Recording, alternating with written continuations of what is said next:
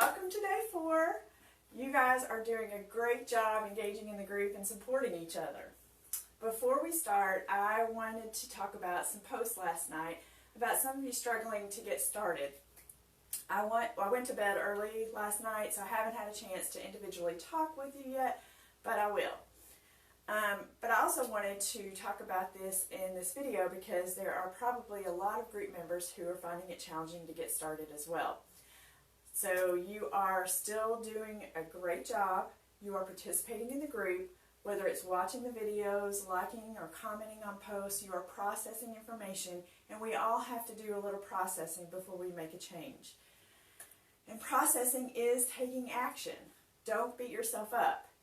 If you want to take a step beyond processing, here's a little activity you can try. Pick a very small action, such as one push-up or one squat. Now pick an activity that you already do regularly, such as brushing your teeth. Create the following statement. After blank, I will do blank. So for example, after I brush my teeth, I will do one squat. It may not sound like much, but I have several clients that went on to do big things by starting out this small. That's why I'm constantly preaching about baby steps. Going about it this way doesn't take much of any motivation or mindset changes. So give that a try today and see how it works for you. All right, now let's start talking about our habit for today. One secret to success in eating healthier is keeping it simple, just like I was talking about. Thinking less, making fewer decisions, and letting your environment do much of the work for you. If healthy food is around, your house or your environment and convenient, you're more likely to eat it. If you have a trusted system for making healthy food available, you don't have to decide to eat well. You just show up and do it. Enter the food ritual. No, this ritual does not include lamb's blood or any special Kool-Aid. A food ritual, also called meal prepping, just means you set aside a bit of time to prepare some healthy food in advance so that it's ready, available, and convenient when you need it. So during yesterday's video, we got a pretty good look at meal planning. But to ensure that you actually end up eating the healthy meals you planned, you have to prepare the food. How do you consistently do that in the context of real life? Like I got home late after a long meeting, then my kids spilled an entire bottle of oil on the kitchen floor. Yep, that really happened. Thanks, Ryan. With the following meal prep strategies, you can have healthy food ready when you need it.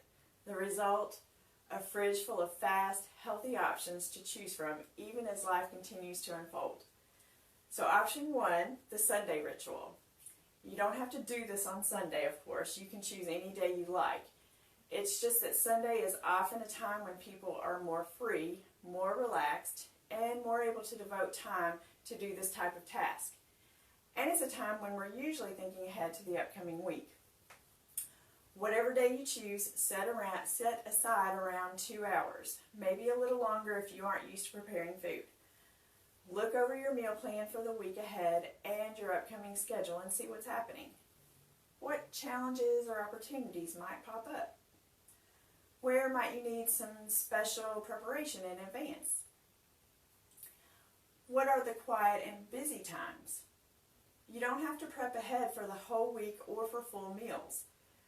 Whip up a batch of lean protein. For example, grill or roast several chicken breasts at once. It doesn't take any more time to roast several chicken breasts than it does to roast one. And cook up several servings of a smart carb or two. And when I say smart carbs, I'm talking about things like sweet potatoes, long grain rice, quinoa, barley. You get the idea. Try some one-pot meals that can be easily cooked in a slow cooker, then divided into containers and frozen or refrigerated, such as soups, stews, curries, and chili. Wash and chop veggies. Some people choose to prepare almost all of their meals for the week on Sundays.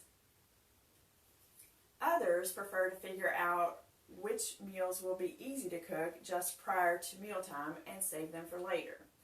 And then they only prepare ahead the meals that they might need for busy times, such as lunches at work. Do what works best for you and your schedule. If possible, give yourself a little extra buffer zone. You never know what unexpected challenge might strike at 6 p.m. on a Wednesday. And when it does, you'll be glad you socked away an extra meal in the freezer. Now, option 2 is the daily ritual. It usually doesn't take any more time to prepare a few items than it does to prepare one, just like I said before with the chicken. For example, it's nearly as fast to chop 3 carrots as it is to chop 1, or to scramble 6 eggs instead of 2. During the daily ritual, you can prep a few extra items to have on hand for later in the day, and maybe even the following day. Try a morning ritual where you scramble some eggs with veggies, enough for 2 or 3 days. Or try hard boiling enough eggs for 2 or 3 days instead of 1. Measure out the ingredients and chop up your fruit of choice for 2 bowls of oatmeal. You're set for today's breakfast, and all you'll have to do the next day is mix it together and pop in the microwave. Wash and cut up enough vegetables for a few servings of salad. Make extra portions of the dinner you're cooking and save for tomorrow or freeze for the next week. Cooking extra whole grains like quinoa for later in the week or to freeze to use when you have a busy schedule. And next is option 3, food that's already prepared. We discussed the meal kit and delivery services yesterday, so I won't go into those today. A lot of groceries now have pre-washed and chopped veggies, pre-cooked lean protein, and frozen vegetables and vegetable mixtures that are heat and serve. Some of them, the frozen vegetables are in the bag. You buy them in the bag and you just stick them in the microwave and they steam right there in the bag. You can mix and match all of these options in any way that works for you. Anticipate, plan, strategize. One last tip. Regardless of which option you choose, make it fun. Listen to your favorite music, a podcast, or an audiobook. If you like watching shows, set up your tablet to watch one of your favorites. Put your phone on speaker and talk with a family member or friend while you're meal prepping. I have some additional tips for quick meals that will actually be easier to read than for me to talk about. So I'm going to add a PDF of those tips into the group today. Some of the tips include food items that are a little processed, but they are much better choice than ultra-processed foods or fast foods. We have talked about the fact that perfection isn't necessary to improve your health. In fact, perfectionism and the all-or-nothing attitude usually causes feelings of overwhelm, which often leads to giving up. So don't worry if you're using some slightly processed foods to help you eat better. As I have said, I do not eat perfectly. I work at least 60 hours per week, and I use some of these more convenient foods too. I hope you find the tips helpful, and let me know if I can break anything down for you a little more to help. Now, on to our mini challenge for today. No screen time before going to bed.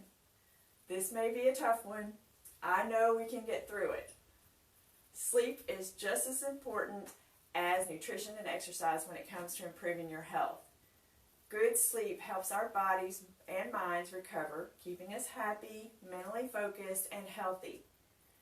But chronically bad sleep causes us to gain weight, screws up our hormones, ages us faster, increases chronic illness risk, and drains our IQ and our mojo. Fortunately, research also shows that returning to adequate sleep can quickly reduce these risks. So how do we go about getting that replenishing shut-eye? By creating a sleep routine. Just like you can't go from 0 to 100 first thing in the morning, you can't do the reverse at night, going from on to off in a few minutes.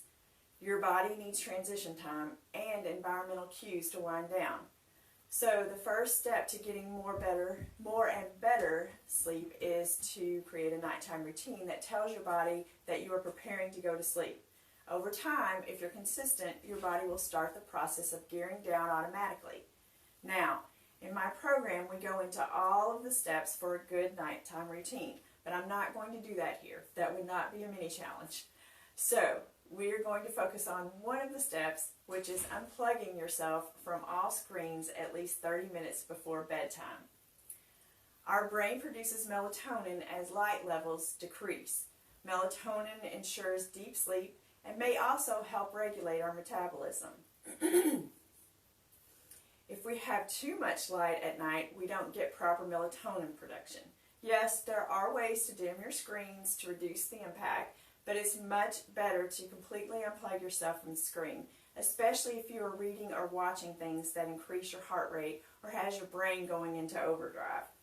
So, for the last 2 days of our challenge, today and tomorrow, we're going to avoid screen time at least 30 minutes before bed. You can do it. I know you can. For our teeny tiny group engagement challenge, I want you to post your favorite song or genre of music that helps to pump you up for your workouts. My favorite genre is pretty much any 80s hairband music. So let's hear yours. Alright, that is it for today. I'll be talking to you again soon in the group, so have a great day. Bye for now.